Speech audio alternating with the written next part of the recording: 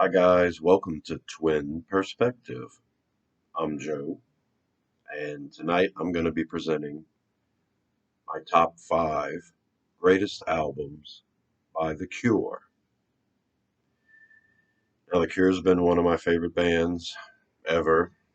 I came across The Cure in the mid 80s, bought everything they had ever done up until that point, enjoyed everything they did throughout the 80s. And this is my top five list. Now, this is going to include everything that they've ever done, including US releases. Typically, I would include greatest hits as well as an option. However, for The Cure, I'm not going to do that. So I'm going to take this moment to mention Standing on a Beach, which came out in 1986. And if you have never heard of The Cure, or if you don't have anything by them, that would be the album to get.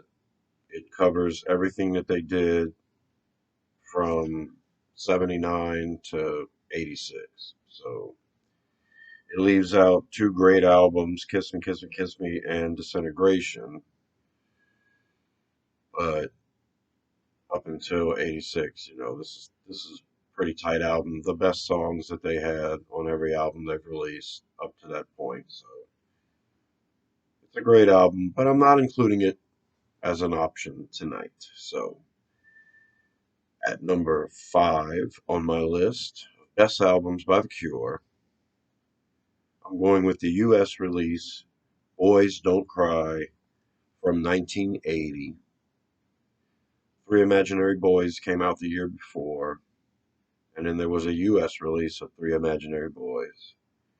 But the Boys Don't Cry album pretty much had the best parts of Three Imaginary Boys, and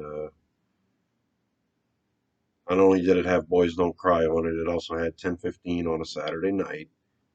It had Killing an Arab. It had Fire in Cairo, and it also had Jumping Someone Else's Train. And those are the songs on this US release, which make this album so good for me. Makes it better than Three Imaginary Boys for me. So there you go. That's number five, Boys Don't Cry. At number four, I'm going with 17 Seconds from 1980. This was a moody album, but it wasn't over the top, angry, depressed. It just created a mood, which was different. A lot of bands were doing dark kind of gothic music, but I think The Cure had a good mix of keyboards and stuff in there that kept it from being too depressing, overly depressing. And on 17 Seconds, I liked A Reflection, and I loved the big single Play for Today, and of course the classic A Forest. And that's my number four, 17 Seconds. At number three, I'm going with Disintegration, 1989. Disintegration is probably everybody else's favorite album they've ever done. I can't really argue with them. It's a great album. Includes songs that I love: Plain Song, Pictures of You, Love Song, Last Dance. I love that song. Lullaby, great. The best song on the album, Fascination Street. Prayers for Rain is pretty good. The self-titled track, Disintegration. And I like the last song, Untitled. I like that song too. It's a great album overall, and chock-a-block full of hits. Because at that point, the radio, uh, mainstream airwaves were accepting The Cure at that point. I think Just Like Heaven from '87 kind of broke through, and then Disintegration got a fair shake there. That's my number three. At number two, I have the amazing album, The Head on the Door from 1985. Absolutely phenomenal album. Every song on it is great. In Between Days, Kyoto Song, The Blood. Ow! Ugh, great song. Six Different Ways. Beautiful. Amazing pop song. My favorite song on the album, Push. Just a classic, classic, great. Only The Cure could do a song like that. Baby Screams. The impeccable Close to Me. A Night Like This. Screw and Sinking. The Head on the Door. I remember when that album came out, I thought it doesn't get any better than this. I mean, you can't have an album full of songs this great, you know. And then of course the next year they released Standing on the Beach, and I thought, well, this greatest hits collection is the best damn thing they ever had for sure. And then in 1987 they released my number one Cure album of all time, Kiss Me, Kiss Me, Kiss Me. This album has 18 songs on it. So that gives it an advantage right there because the more Cure, the better, right? But I think this album had a great balance. It had a bunch of great pop songs on it. It had a bunch of really classic singles. It also had a bunch of really Cure-esque, love songs. The kind of stuff they did, like Breathe, where they reached this mood, keyboards, a warm pad keyboard in the background, and Robert Smith's wailing away. They hit that kind of moment several times in this album with One More Time and 1,000 Hours, in that Breathe realm where just great stuff. But they also did some things on this album which were really different for me from them, including the opening track, The Kiss. I didn't know Robert Smith could play lead guitar like that, but there they go.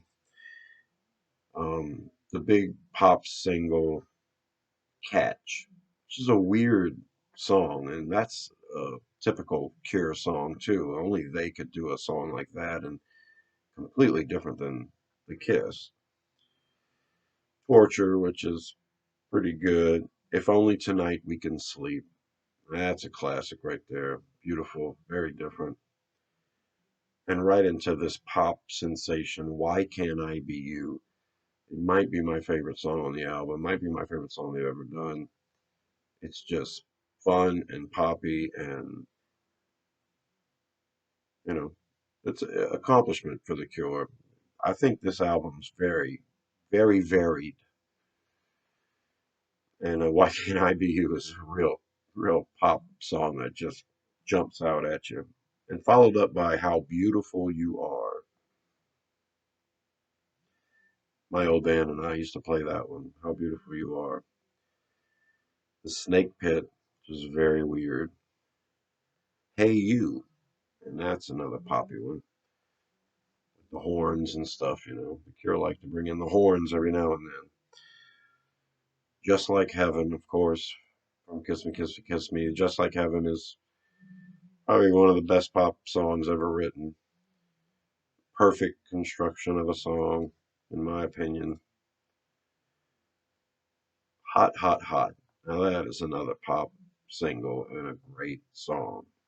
Absolutely funky, great pop song. Like Cockatoos is weird. Icing Sugar is very weird. The Perfect Girl is just pop gold. Love that song. Shiver and Shake, that is an amazing track. Shiver and Shake is very fun. You know, Robert Smith's lyrics are pretty good. Sometimes he can be funny, um, but I don't think it gets any better than Shiver and Shake. That's good stuff right there. And of course, the album ends with Fight. So overall, I think Kiss Me, Kiss Me, Kiss Me has this blend of different types of Cure songs. I mean, I even think a track like The Perfect Girl, that could be from The Walk, that could be from The Top, or Japanese Whispers, that kind of song. You've also got The Kiss, which, could very well be from Pornography. And of course, all those moments they reach with these pop single type songs, like Just Like Heaven or Hot Hot Hot, Why Can I Be You? Those type of songs, like In Between Days or Play for Today, Fascination Street, those kinds of songs, that's like pop gold right there to me. That's like writing a good song, a catchy song, but also doing it interestingly, with a real alternative twist to it. Usually a bass line chugging along. I love that kind of song. The Cure, to me, The Cure is one of the best bands ever. They're my number five all time favorite band. As you can see on my list of top fives, I didn't mention anything past the 80s, but they've had their moments. They're still doing albums to this day. I think they've released three albums in the last decade. They've all been pretty good, but I grew up with The Cure and I've got a love affair with all those albums from the 80s. I hope you guys can understand my list and where I'm coming from. That's what I got for you. Thanks for tuning in. This has been Twin Perspective. I'm Joe. Subscribe to Rosenfield 10 for more videos like this. Stay tuned for some more top five albums. I've got a lot more alternative bands coming your way if you like that stuff. And I'll see you in the trees.